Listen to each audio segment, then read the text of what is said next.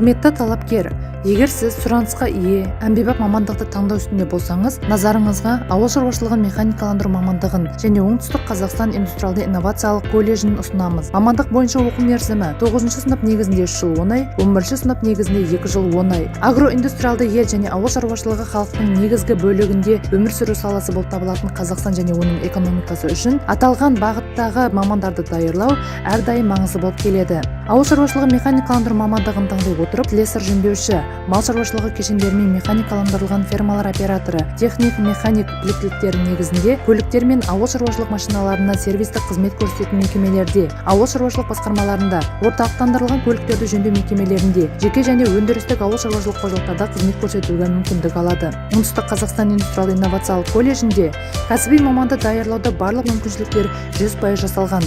Мамандық негізінде өз білімін жетілдіру үшін ірі өндіріс орындарында кәсіби практикадан өтеді. Қоғамдық жұмыстарға және спортпен шұғылданып, түрлі байқауларға қатыса алады. Толыққанды жұмыспен қамтамасыз етіледі. Ғылыми бағытта өзін дамытқысы келетін студенттер ауыл шаруашылығы механикаландыру мамандығы бойынша инновациялық жобалармен кең ауқымда World Skills чемпионатына қатыса алады. Оқытушылар құрамы толығымен техника ғылымдарының кандидаттары, магистр және білікті мамандардан құралған. Аталған мамандықты бітірген түлектер жоғары оқу орындарында аграрлық техника және технология мамандығы бойынша жалғастыра алады.